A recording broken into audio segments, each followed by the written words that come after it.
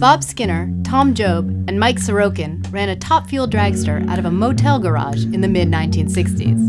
Their dragster used a fuel mixture not seen since the London Blitz attacks in World War II.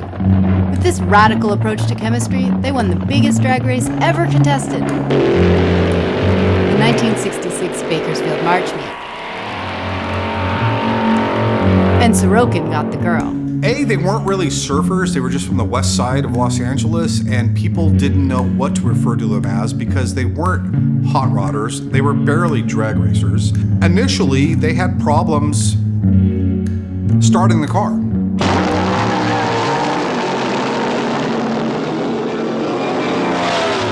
They had the appeal of that it was that Jan and Dean, surf Beach Boys surfer look is why they were called the surfers. You never hear that, but the rest of the guys looked like more of the greaser type, looked like hot rod guys, and they were very different. The reason we ended up with that nickname Surfers was a big deal as far as movies, music, surfing USA,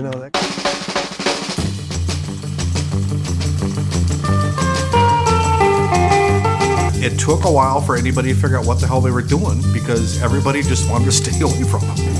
They call that drag racing? I don't see them dragging nothing. Mike Sorokin was a driver. Like, two-lane blacktop, they don't have names, it's just the driver. That is Mike Sorokin. He was just here to drive it. And he didn't want to hear about any of the rest of it, which was perfect. Because usually the driver starts making decisions and it all goes to hell, They learned their approach to running a top fuel car by hitting up the chemistry teacher at Santa Monica City College. And there'd been some explosions.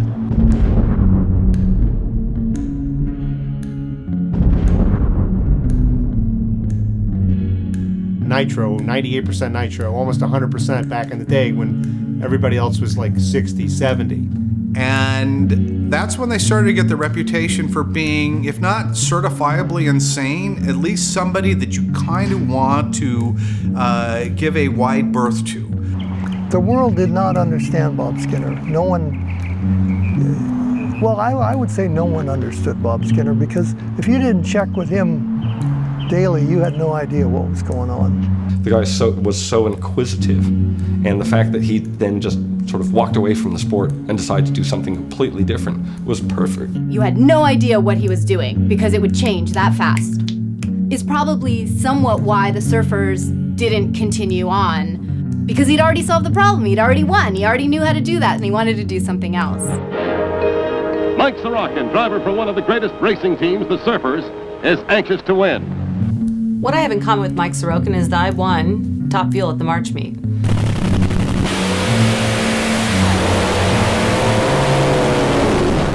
I survived my clutch explosion. We have one now every 5 years, and everybody goes crazy, and it is always a tragedy, but it was an all too common deal. And the problem with blowing your stuff up is it detonates instead of burns. I got it out. And very dangerous. Very dangerous. Especially in the 60s when they were new, and the late 60s, in the 70s, they're extremely dangerous. His mom got sick, she was dying, and she basically gave him permission on her deathbed to go live his dream, which is to drag race. Unfortunately, the rule books are written in blood. This is a very risky business at this point, but it was just like somebody punched you,